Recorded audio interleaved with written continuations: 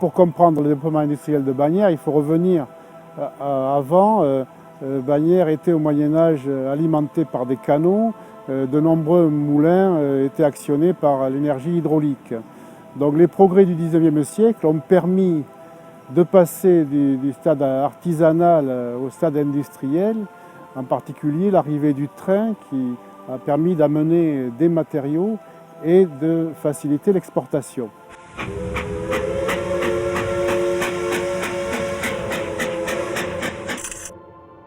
Bagnères a fait un développement industriel à partir du marbre. Donc l'énergie hydraulique des moulins a été utilisée pour faire des marbreries, d'autant que de nombreuses carrières dans la vallée pouvaient fournir le matériau à proximité, comme à Salutes, jusqu'au fond de la vallée, comme à Payolle. Donc ce marbre a été utilisé d'abord pour fournir des grandes pièces pour une construction monumentale, mais également il y a eu une utilisation artistique du marbre. On peut citer par exemple deux grandes marbreries à Bagnères, la marbrerie Gérusé, donc on voit encore ici la maison de maître, et puis la marbrerie Canté qui est au sud de la ville.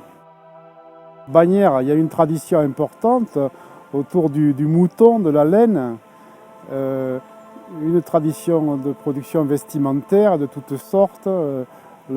Par exemple, le tissu appelé Cadis qui permettait de produire des capulets, des bonnets, des pèlerines, des cotillons.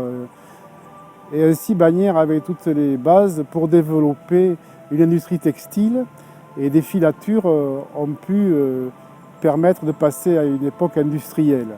De plus, Bagnères a fait un travail de promotion important, le lainage des Pyrénées étant connu aux quatre coins de l'Hexagone.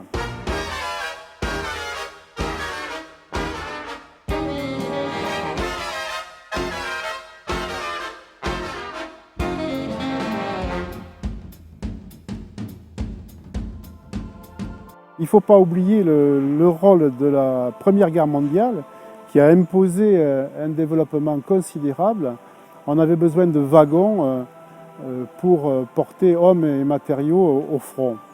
Donc à partir de cette base, deux grandes entreprises ont vu le jour à Bagnères. Alors la première de Pierre Latécoère, qui a été à l'origine de l'aérospatiale, qui a quitté Bagnères mais qui a été remplacée par la Lorraine, qui a développé une industrie de l'armement. Et puis la deuxième, le père de l'industrie bagnéraise, Dominique Soulet, a développé une industrie et en particulier l'a diversifiée, ce qui a permis de produire actuellement plusieurs branches qui ont récupéré ces savoir-faire.